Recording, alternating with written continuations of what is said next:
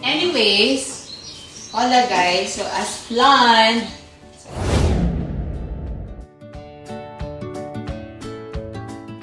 so did you know that this is also 400 pesos lang din? Diba? Sobrang laki siya. So, actually kasi yung plan ko dito, yung in-after ko talaga is yung frame lang. Not necessarily kung ano yung salaman. Unlike itong isa maganda talaga. Yung ito lang, kasi bala ko kasi dito is papalitan ko siya. Pwede naman i-open yung decor. And then, yung ilalagay ko dito is yung lahat ng resibo nung sa bahay, ng JV house. So, lalagay ko lahat resibo ng semento, ng hollow blocks, ng mga paints, ng tiles. Yan. Para at least ba, parang unique siya na pagpasok mo sa isang bahay, yung nakalagay sa frame, hindi mga pictures, hindi mga resibo. Para may iba naman. So, lahat ng mga receipt ko at hand, so ito yung mga, this one. So, ito yung mga resibo, lahat ng pinamili ko with the JV house. So, lahat ng mga construction supplies, anything. So, yan. So, pang gusto ko ilagay dito. Yan. Para at least souvenir din. Para pag may nagtanong in the future, siguro 10 years or 20 years from now, pag may nagtanong, yan. So, magkano ko ibibenta yung bahay. Ayan. So, ayan yung resibo. Eto, this is the time nung si Judilyn, yung sister ko yung namimili. So, ito actually yung nauna. Ayan, no? So, nakasulat din. So, usually, yung mga nandito is usually yung mga, yan, hollow blocks, mga bars, yan, kasi nga nagpo-poste that time. Ayan, no? Tingnan mo, 5 cubic sand, tapos, ano to, crack stone lang. So, that's almost 10,600. So, ganun na kamahal yung mga materials ngayon. So, that's a lot. May total expense as of October 30, 2019. So, ayan daw. 19,018. May balance pa daw siyang 10,000. So, ganun din. So, naka-take into account lahat. Grabe, no? Mahal pala. Actually, guys, hindi talaga mura magpagawa ng bahay. And then, of course, ito, yung receipt ng Doza. Yung receipt ng dining set. Ito, this one. Ayan, no? So, 30,000. Asan yung resibo na 1 million? So, we're working on the second wall frame. So, ito medyo mas malaki-laki tong wall frame na to.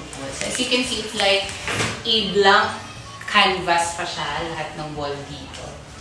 Yan. So, one tip din as well, as you may notice, diba, lahat dito is white.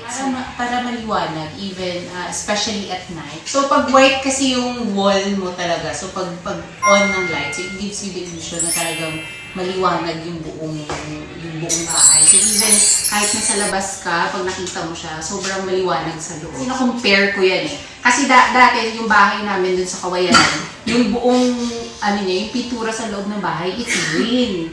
So, pag during at night, madilim. So, sobrang dilim. Kahit even though malaki yung bahay, pero parang ang dilim-dilim niya kasi green yung pintura niya. So,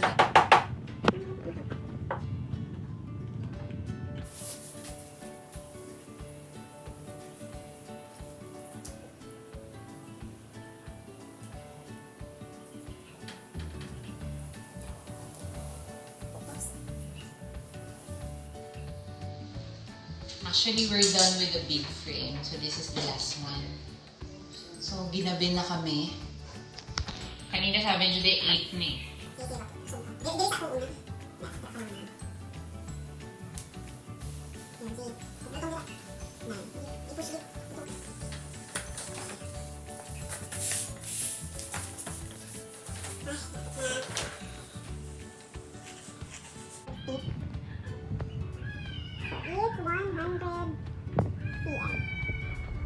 Okay, we're done. Finally. Let's take a look. Yeah, there we go. So, these are all the receipts of the JV house.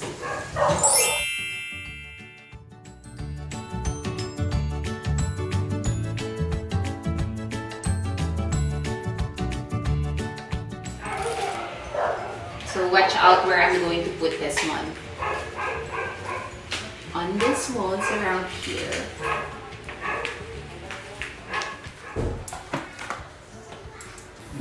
Ano na 6? Ikaw ano kay para ako mga yung video ka rin.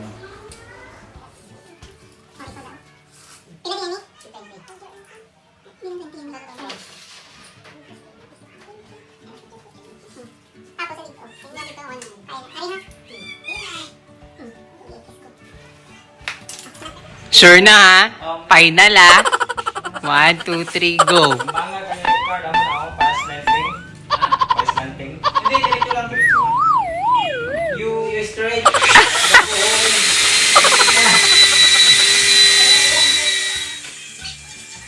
There you go. 1, 2, 3. Yung ginagawa ko, pinupunasan ko muna ng neto, nung pledge multi-surface para at least kuminis yung mga wood frames niya. Yan. Okay, for the second try.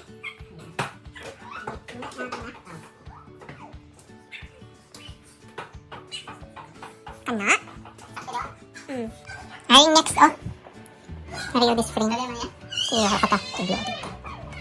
Na may hook na siya. Kaya kung dili, hindi na siya makita. Dila kami siyang dili. Dili, oh. Dili na lang na siya, oh. Or, asa ba? Sa center? Tanawa, be. I-try di mo na, oh. Yan, o, dira sa center.